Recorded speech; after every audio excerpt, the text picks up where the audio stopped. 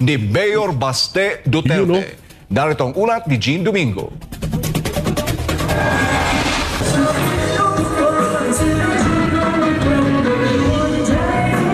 Baka makapiright tayo.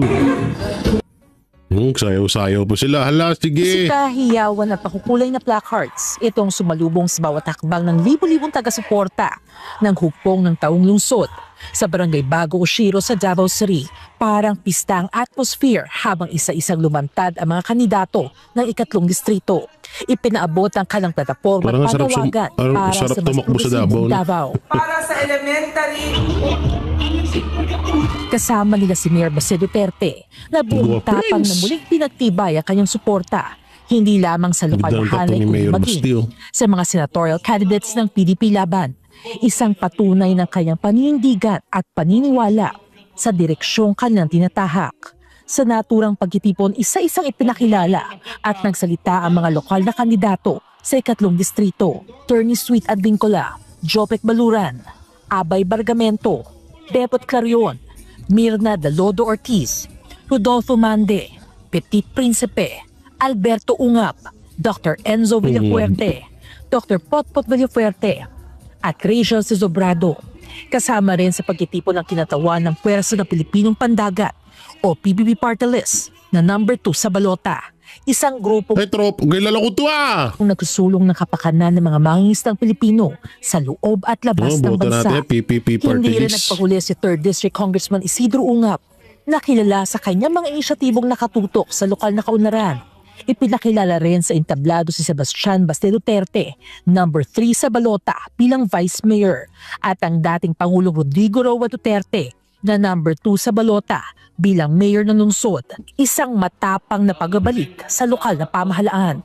Paggapat 11 ang mga kandidatong konsehal sa ilalim ng hugpong ng taong lungsod para sa ikatlong distrito, mariing paalala ng kampo, 8 lamang ang dapat piliin sa balota. So yan na, dito tayo yan. Kasi kaya ko to pinapanood sa inyo. Lalong-lalo na sa Davao. Hindi po porket na nasa Netherlands si Pangulong Duterte, hindi na, kanselado na po ang pagtakbo niya bilang mayor sa lungsod ng Davao. Hindi po yung totoo. Wag po kayo maniwala ho doon, ha. Oo, hindi po yung totoo at wag po kayong maniwala doon sa mga ipinapakalat na balita ng mga hinayupak na mga kalaban ng mga Duterte dyan. Tuloy pa rin po ang pagtakbo ni Pangulong Duterte bilang mayor ng Davao. O baka sabihin niya, alam nyo, subok nyo na ang mga Duterte, hindi nyo na kailangan magdalawang isip po dyan. Andyan pa rin naman po si Mayor Baste. Kaya kayo po ay wag po kayong magpapatinag, wag po kayong magpapaniwala sa mga fake news po dyan, no? So ito po yung sinasabi ko sa inyo na panibagong taktika ng mga kalaban para makapangdaya sa darating na halalan. So eto, Oplan Hurus, kung tawagin. So ano ba tong Oplan Hurus na to? Kasi nung kamakailan lang ay mayroong na balita at nag-viral doon sa online voting sa mga OFW na kapag ikinlik nila yung kanilang binoto, iba po yung lumalabas. At yung mga lumalabas, yun po yung Alyansa Bagoong Pilipinas. At yung iba nga doon yung mga makakaliwa. So ito po, panoorin natin ano ba tong Oplan Hurus na to. May reaksyon ang Duterte Senate slate sa isang leaked document na umunoy naglalaman ng campaign strategy ng Alyansa para sa Bagong Pilipinas. Nakasaad sa dokumento ang Oplan Horus na layong pabagsakin ang mga Duterte at ang kanilang mga kaalyado. Si Jason Rubrico sa balita. Patingin. Naglabas ng matitinding pahayag ang ilang personalidad mula sa Duterte matapos lumutang ang isang umano'y leaked document na naglalaman ng Oplan Horus, isang estratehiyang sinasabing layong sirain ang imahe ng mga Duterte at ng kanilang mga kalyado. Sa gitna ng puspusang pangangampanya ng Duterte para sa nalalapit na halalan sa May 12, isang leaked document ang lumabas sa publiko. Ang nasabing dokumento naglalaman ng campaign strategy ng alyansa para sa bagong Pilipinas. Batay sa dokumento, may tinatawag na Oplan Horus. Target daw nito ang pamilya Duterte at ang kanilang mga kaalyado, kabilang na si Pastor Apollo C. Quiboloy at ang Kingdom of Jesus Christ. Kabilang din sa estratehiya ang planong impeachment laban kay Vice President Sara Duterte, pati na ang diskwalifikasyon ng mga kandidatong kanyang sinusuportahan, kabilang sina Congressman Paulo Duterte, Senator Christopher Bongo at Senator Ronald Bato de la Rosa. Para kay de la Rosa, hindi na bago ang laman ng dokumento. Kung totoo man aniya o hindi ang nasabing dokumento, matagal na raw itong ginagawa ng administrasyon. Whether it is true or not, baka mag-claim na naman sila na fake news yan, di ba? Whether it is true or not, alam ko naman talaga na that's their plan. Plano nila yan. With or without that Oplan Horus, alam ko na ginagawa naman nila. Napapansin naman natin kung anong kanilang direksyon. So we just have to act accordingly. Para naman kay Attorney Israelito Torion, tagapagsalita ni Pastor Quiboloy, kumpirmasyon lang ang pag-leak ng dokumento sa matagal na nilang hinala. Git niya, planado at sistematiko ang mga hakbang laban sa mga kalyado ng Duterte. Na-confirm yung mga suspisyon ko na lahat ito planado. Ginagawa siyang monster para lahat tayo magagalit sa kanya na kunyari rapist yan, hindi naman totoo, kay para kung masira si Pastor Apollo C. Quiboloy, masisira din si Tatay Digong, si BP Sara, at masisira ang taong bayan. Kaya nga po, itong Oplan Horus na ito confirms all our suspicions against this administration. Pero ani Torion, ang mga plano ng administrasyon ay tila bumabalik sa kanila. Ayon sa kanya, politika lang ang punot dulo ng lahat ng ito. Ang number one campaign manager nga natin si Presidente Marcos Kaya kasi yung mga plano niya lahat, no? Parang siya ang ating campaign manager kasi yung plano niya lahat ay nagbumirang. Meron pa daw ngayon, ipapadakip daw si Bongo, si De La Rosa, si Senator De La Rosa, pati na nga si Inday, no? Sana naman naiintindihan ng taong bayan na lahat ng ito against kay Pastor Apollo C. Quiboloy, kina Tatay Digong, kay Inday Sara, pati na rin kina Senator Bato De La Rosa at Bongo ay politika lamang. Yan po ang totoo dyan. Alam nyo, matagal na talaga rin itong ginagawa nila. May mga nagpapasa na ho sa atin nito ng mga netizen na eto nga yung Oplan Horus nga nito. Ang mga laman po nito, kagaya lang po kay Pastor, ang nakalagay doon, Pastor Apollo C. Quiboloy, tumatakbong senador.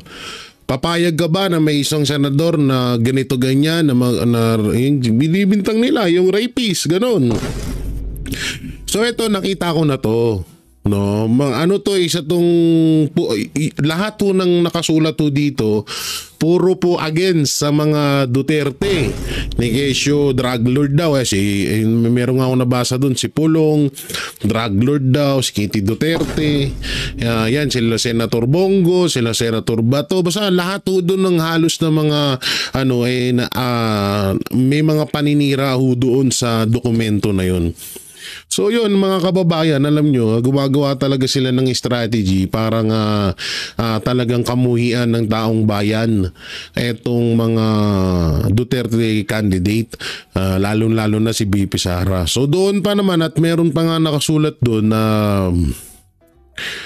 talagang si Vice President Sara Duterte, Bato at Bongo ay parang ipapadakip daw or ipapahuli or isusunod na sa ICC, sa katulad nung ginawa kay Pastor Apollo C. Quiboloy at katulad nung ginawa kay Pangulong Duterte, no? So ganun daw yung gagawin.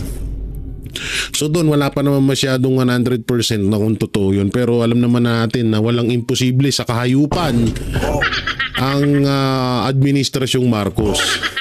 Lahat ng kahayupan nasa kanila na maaari yan, no? Kami nga din, delikado kami ng mga vlogger. Anytime, pwede kaming ipagurgur niyan. Pwede kami ipatumba kapag ginusto nila, no? So, yun, ang maipapayo ko lang syempre dating gawi wag ho tayo magpapaniwala ho doon. Kasi nga yan po ay isang alam niyo yung mga ganitong gawain. Kaya nga palagi ko sinasabi sa inyo talagang sinasakop na tayo ng mga makakaliwa diyan sa gobyerno kasi yung mga gawain po ng mga makakaliwa ho yan. Hindi totoo lang, gawain po ng makakaliwa ho yung mga ganyang strategy. Gayong mga paninirang puri na kumakalat sa iba't ibang lungsod ng Pilipinas, probinsya, Visayas, Luzon, tsaka dito sa Mindanao. Talagang lumalaga na po yung mga ganyang impormasyon. Kasi nga, yan po yung taktika nila para masiraan at huwag iboto ng taong bayan yung mga Duterte. Kaso nga lang, late na sila Masyado nang alam ng taong bayan kung gaano kabuti ang mga Duterte, kung ano talaga ang ng mga Duterte. Yung cellphone yung nagre-ring.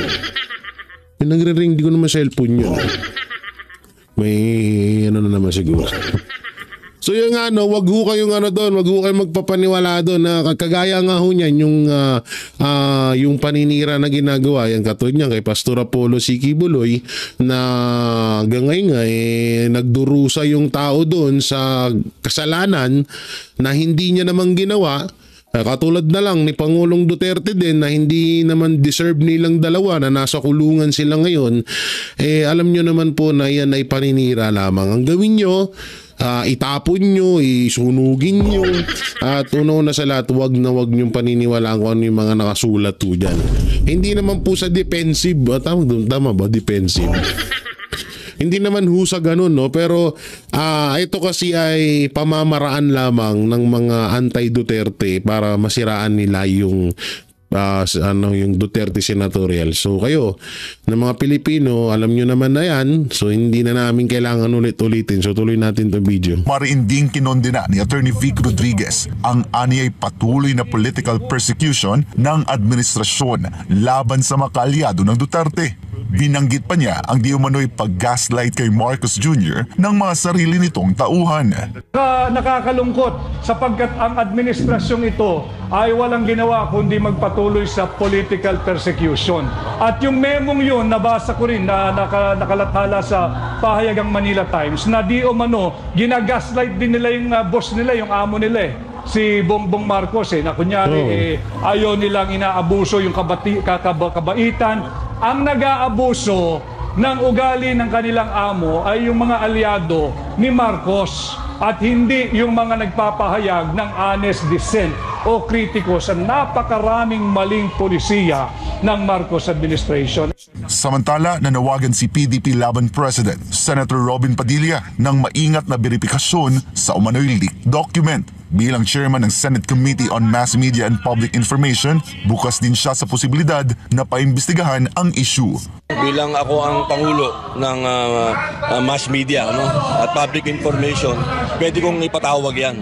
Yun, maganda yun. Ano ba yan? Kailangan malaman natin talaga. Abangan namin yan At sa Pilipinas kumahal. Senator Robin, abangan namin yung yung hearing na yan, no? Abangan natin yan. Maganda na ipatawag yan, no? Kay para malaman natin kung sino ba ang nagpapasimuno niyan. Alam naman na natin kung sino yan, pero kailangan din natin ng alam yon yung maliwanagan kung sino talaga yung punot dulo ng issue na yan, no? So yun, ano ba sasabihin ko? Uso na to talaga, noon pa man ginagawa na to, lalo't ikaw ay kalaban. Pero ang pinaka naging malinis nga lang talaga na halalan sa kasaysayan ng Pilipinas sa iyong panahon ni Pangulong Duterte na siya ay naging presidente. Yun talaga, wala talagang nangyaring dayaan noon. So yun nga, ang rito nasa desisyon naman na ho natin at na tayo ay natuto naman na, siguro naman na natuto naman kayo anak ng teteng, baka hindi pa kayo natututo. Siguro naman natuto na kayo na hindi na kayo kailangan paalalahanan pa na paulit-ulit, straight lang tayo sa PDP, wag na kayo magpabudol. Diba? Hindi na siguro kailangan ulit-ulitin pa, matatandaan na kayo, mga buhulin na kayo, ha? Oo, naku po.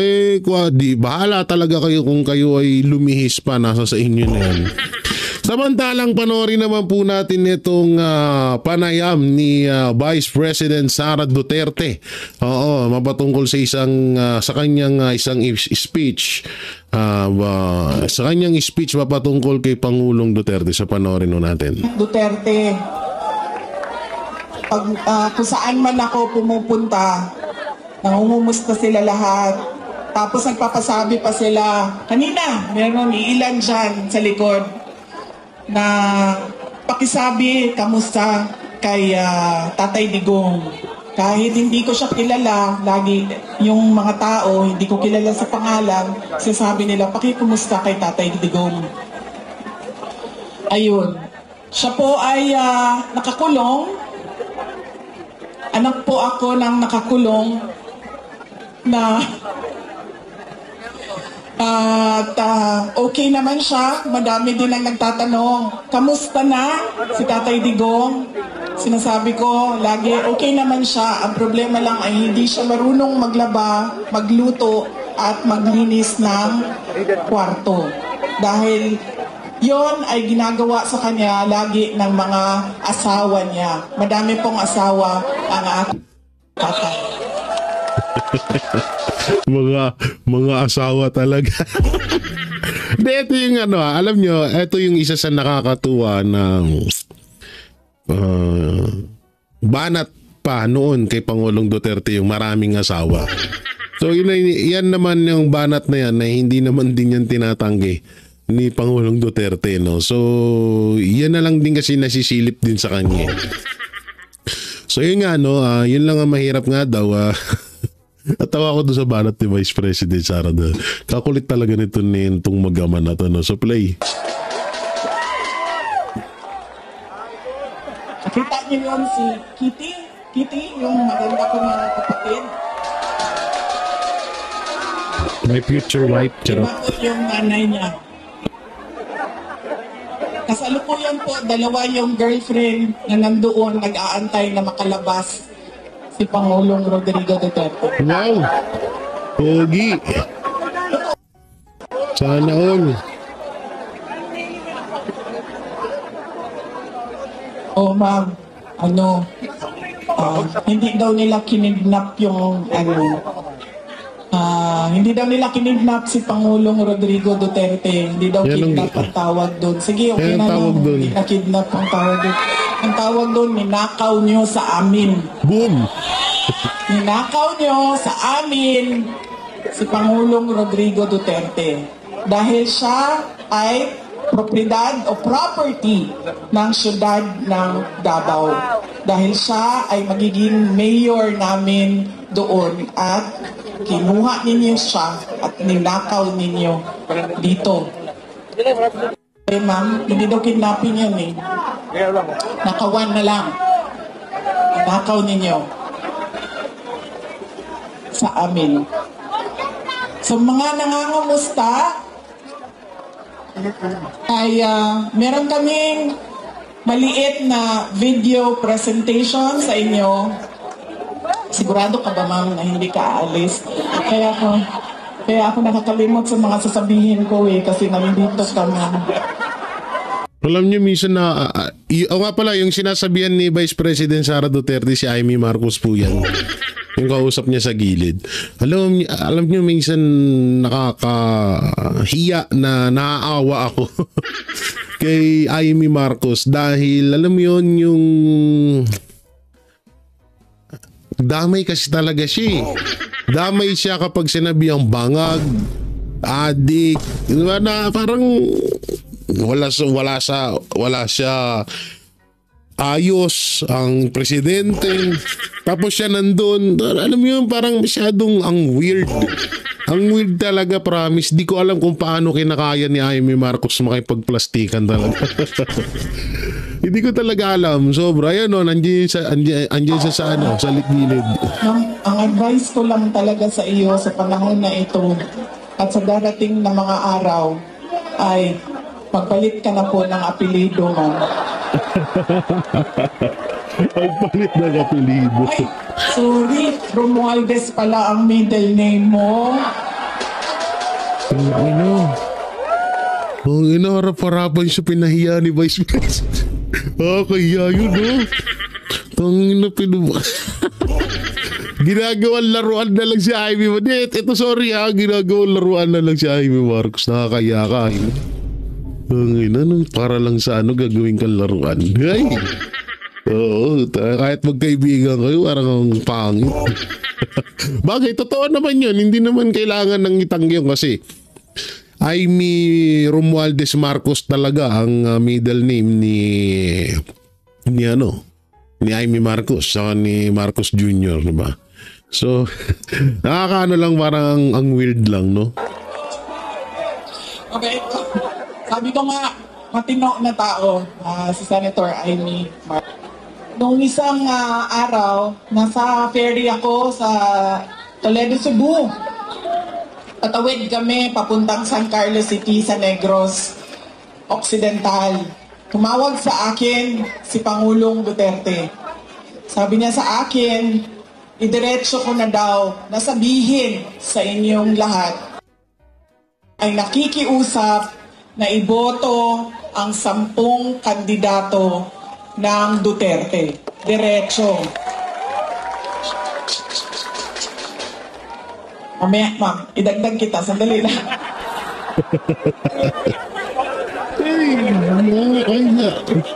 Nakakaya yung datingan ni Amy dito. Grabe, ang awkward talaga. Grabe. Hindi ikaw ang pinapahirapan ko, ha? Ikaw ang nagpapahirap sa akin ngayong gabi na ito. Nahihirapan ako kasi alam mo, magkaibigan tayo. Alam ko kung gaano katino at gaano katalino mo. Kaya...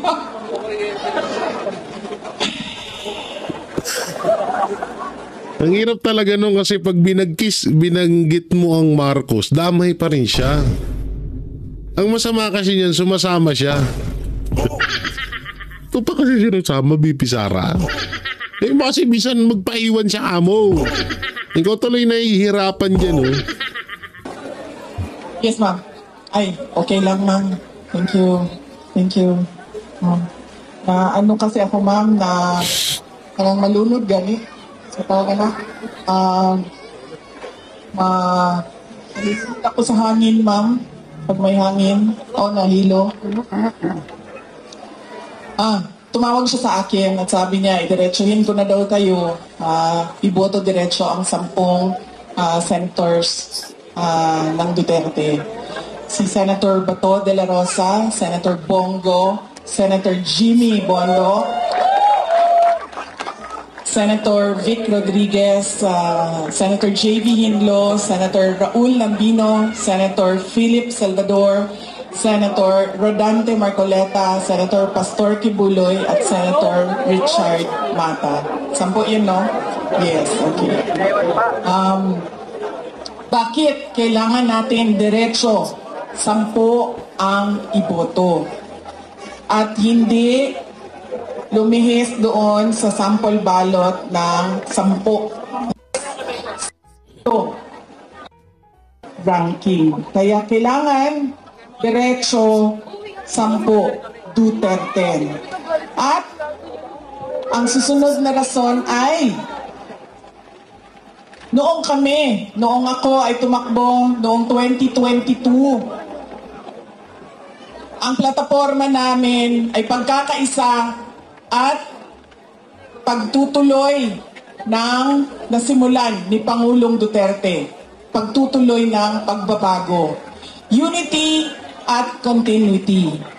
Hindi nangyari ang unity at continuity. Ang nangyari ay puro na lang benggahan sa politika.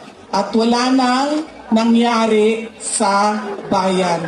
Puro na lang bigay ng pera na hindi naman nakikita kung totoo ba talaga na yung buong budget ay ibinigay sa mga kababayan natin. Dahil minsan sinasabi ninyo 3,000, minsan 1,000. So, natin alam dahil walang listahan ang pagbigay ng pera.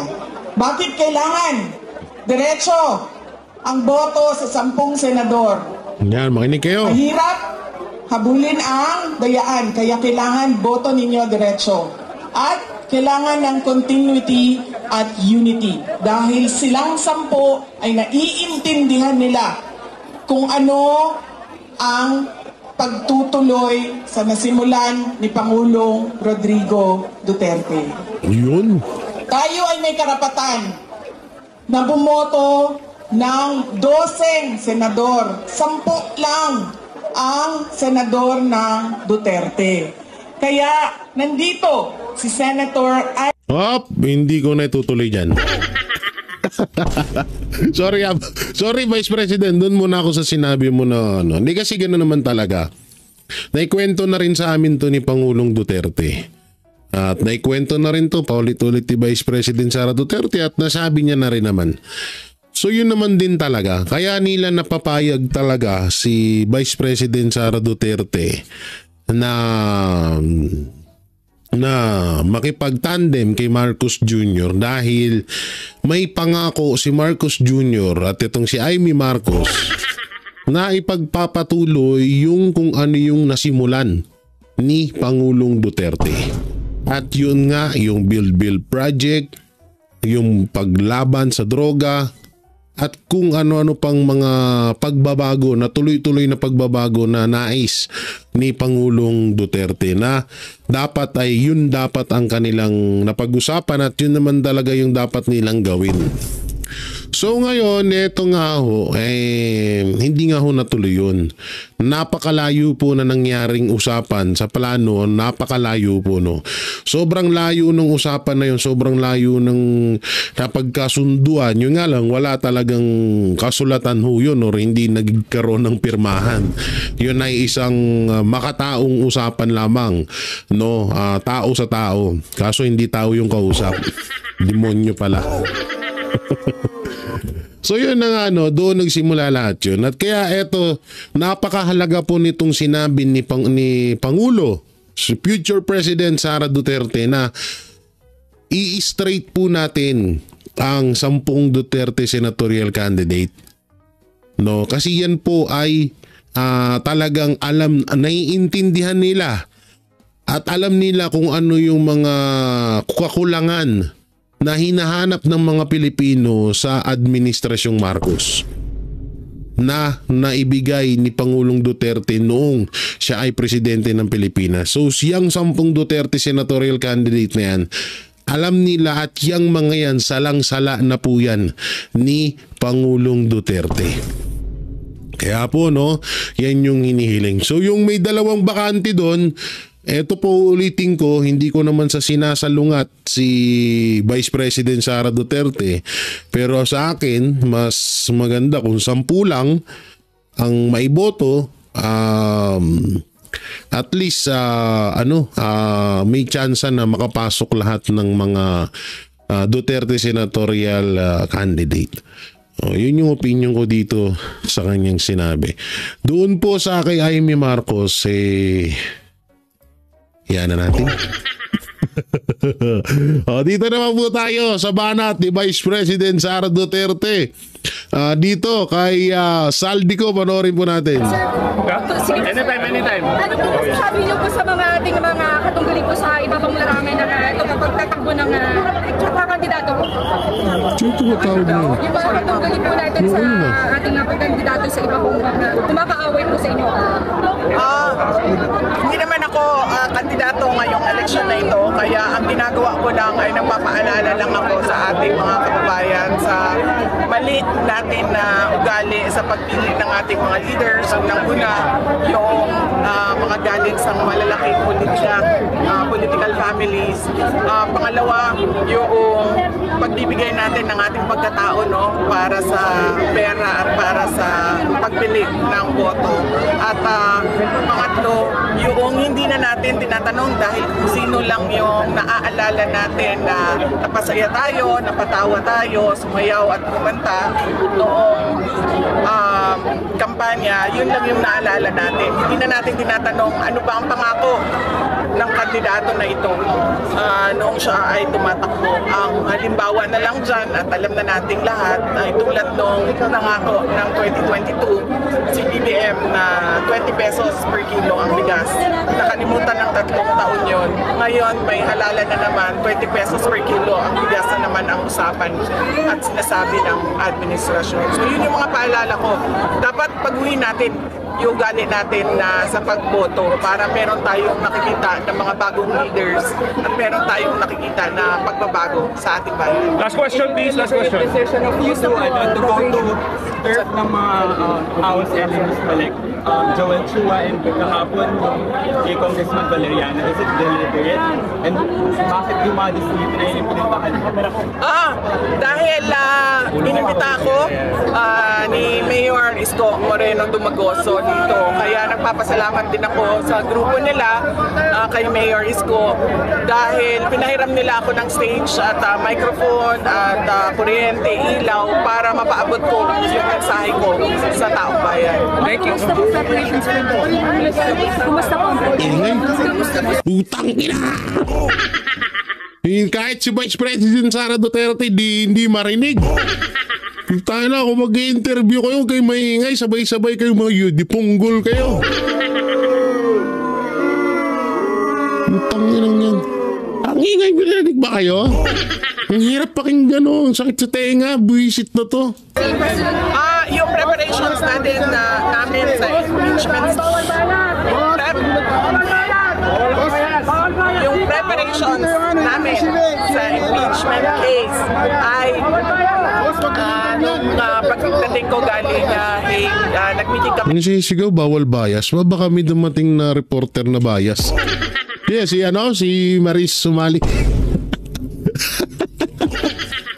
Ay, lang ko kawawa yung mga reporter. Ng mga abogado at inisa-isa namin yung mga articles of impeachment at inisa-isa din namin yung mga witnesses na kailangan namin para sa pagdepensa noong kaso. Last question, Red. Ma'am, sorry po ma'am. Ma'am, hindi ako nakatanong sa inyo ma'am. Ano? Una, meron kayong do not vote list, shooting of party list. Ano yung nakayo ng party list na shooting ko ma'am? Iyan ko man yung wag iboto ma'am.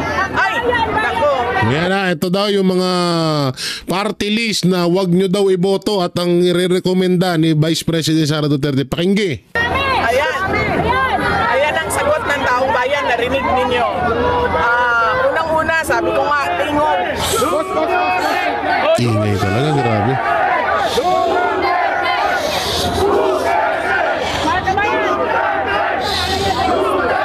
Sabi ko nga, tingog party list, pagmamayari yan ni Martin Romualdez at hindi niya madidinay yan dahil sinabi niya yan paulit-ulit sa maraming tao at yung first nominee ay asawa niya. Ako, Bicol, party list. Pagmamayari yan ng congressman na contractor ng mga... Congressman na contractor pa? Aba, lupit ah. At nabanggit nyo, narinig nyo, binanggit ng bayan kanina, yung mga makabayan na party list tulad ng Bayan Muna, Gabriela, ACT Teachers at Kabataan party list. Marami na tayong ebidensya na meron silang kinalaman at meron silang relasyon sa mga NPA at sa CPP, NPA, NDF at alam ng gobyerno yan. No yan ha. Gabriela, teacher, ACT Teacher party list, Akbayan, yun, yung mga sa mga NPA daw pala yan. Yung Ako Bicol, yan, wag nyo rin iboboto yan. Tingog party list, ako po, yan pa isa. Meron pa dyan yung sa Tulpo, nakalimutan ko yun, ACT-CA ba yun? Tsaka yung isa pa, yung One Pac Man, ako po. Marami dyan, alam nyo, kung ako magsasayta sa inyo, ito pagpipilian nyo to. PPP party list, Bisaya Gyud ni Greco Belica, Ipanaw party list nila Doc Lorraine Badoy at kay Eric. Meron pa isa PDP. Meron din party list ang PDP. Duterte Youth party list. Meron din.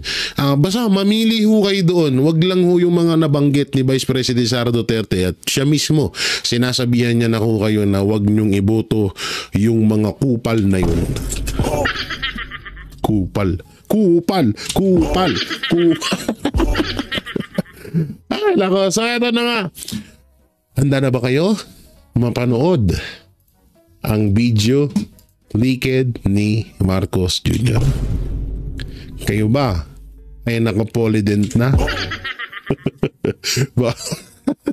Baka malaglag yung postisyon nyo eh. Kayo ba ay handa na?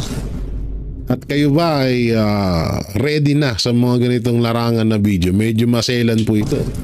Medyo hindi nyo ata masisikmura. Dahil sobrang nakawan po itong video na to. So ito na po, panoorin na natin. Kung pag-uusapan po yung per administration, pwede nyo ho ba kaming bigyan ng overview? Sino ho yung malakas umutang? Sino ho yung medyo tipid? Medyo tipid. ang pinaka-grabing umutang actually, buwanan umutang ng mahigit 200 bilyong piso kada buwan itong Marcos administration. Tinalo pa niya actually yung Duterte administration na kahit na dun sa kasagsagan ng pandemya ay nag-average naman ng 131, hindi naman lang, pero 131 billion pesos buwanan yung inuutang ni Pangulong Duterte. Ang pinakamatipid sa mga nakarang dekada, well, yung pagkatapos sa martial law, si Cory Aquino, nasa less than 6 billion buwan na ang inuutang niya. Pero ang all-time champion ng Pilipinas pangutang, si Pangulong Marcos po. Yan rinig na rinig Joe. Ayan po yung binabanggit ko. Ayan po yung binabanggit ko na leaked video. Kung sino ang grabe umutang or pinaka-corrupt na presidente sa kasaysayan ng Pilipinas. Ito tingnan nyo. Pansinin nyo maigi. Pangulong Duterte, 4.45 trillion in 6 years. So 6 years po isang termino niya yun sa pagiging presidente. Samantalang, ang partida may pandemya pa hong nangyari noon. May pandemya na nangyari. May buong Pilipinas, hindi lang isang lungsod. Hindi lang Maynila, kundi buong Pilipinas ang nangyari yung trahedyang yun. No? Samantalang kay Bongbong Marcos, may kita ho natin na mayroong pong 4.65 trillion in 3 years. Biruin niyo po yan Wala ho nangyaring pandemya dito. Pero merong 3 years na utang. Merong 4.65 trillion na utang sa loob ng 3 years. Samantalang kay Pangulong Duterte 6 years, magkano lang? Nagkaroon pa ng pandemya. O ngayon, sabihin nyo sa amin, anti-clear, kung sino ang mas corrupt sa inyong dalawa. Dito sa dalawa. Eto, may build project. Marami tayong ebidensya niyan. Eto, nagkaroon pa ng pandemya sa Pilipinas. Kaya siya nagkautang. Paano kung wala pa? Di magkano lang nautang ni Pangulong Duterte noon? Eto, malupit 3 years pa lang, may 4.65 trillion na. Wala namang build project. Kawawa tayo dyan.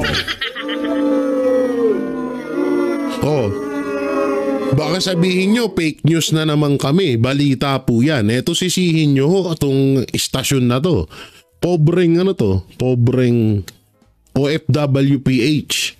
Yan po ang sisihin nyo yung palabas na yan. Ako'y nag-reaction lamang.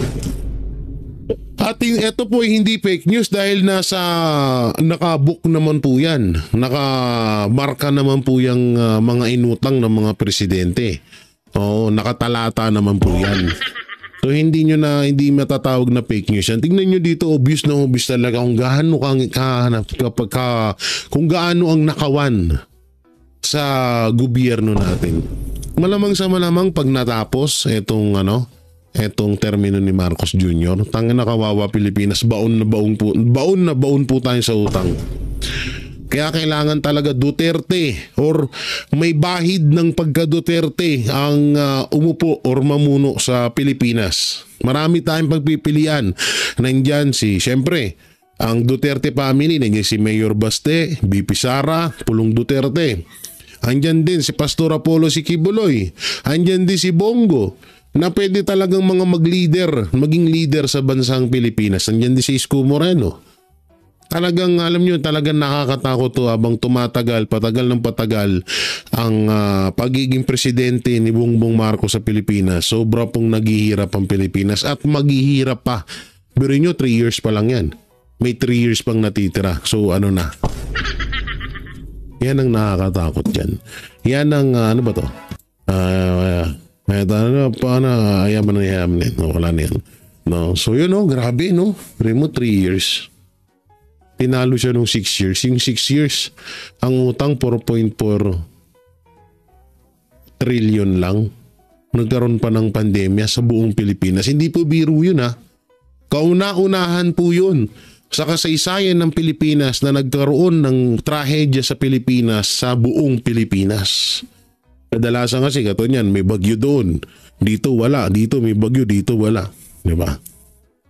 So hindi nararanasan ng buong Pilipinas. Pero yung pandemya, buong Pilipinas po at buong mundo naranasan po yun. At sobrang hirap po nung mga sitwasyon na yun. Kaya bilib at saludo ako kay Pangulong Duterte dahil buti na lang siya yung presidente natin nung mga panahon na yun.